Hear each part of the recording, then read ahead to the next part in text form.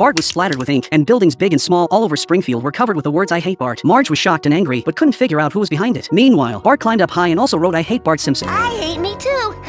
Now we can be friends again. And he tried to fit in with everyone this way, but the world was so full of malice that even a kid couldn't catch a break. Bart jumped off the water tower just like that. Only an old man rushed out to try and catch him, but he failed, and Bart fell into a coma. His body was fine and just needed quiet rest, but the townsfolk still stood outside hurling insults at him. Marge had had enough. She stormed out to confront them. "You all should be ashamed of yourselves. Just because of one stupid little mistake in a game, you've driven a 10-year-old kid to this. But let me ask you, what have any of you done yourselves?" Marge begged the townsfolk to go easy on Bart, to let him off the hook. Otherwise, he'd be haunted by this small mistake for the rest of his life. The townsfolk all looked deeply ashamed, but the game was already over, and the fact that Bart had lost couldn't be changed. There was no way they could just replay it. Can't we? Like I just said, we can't. Are you sure? Open your freaking ears. No! I think maybe we could. Still, Marge tracked down the opposing team's coach. After explaining the situation, the coach immediately agreed to a rematch. Everything started over, and Bart was determined to make up for his mistake in this game. Oh, redemption.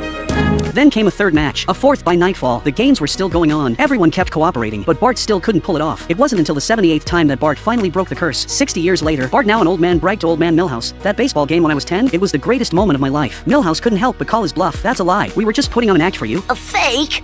Then I did suck.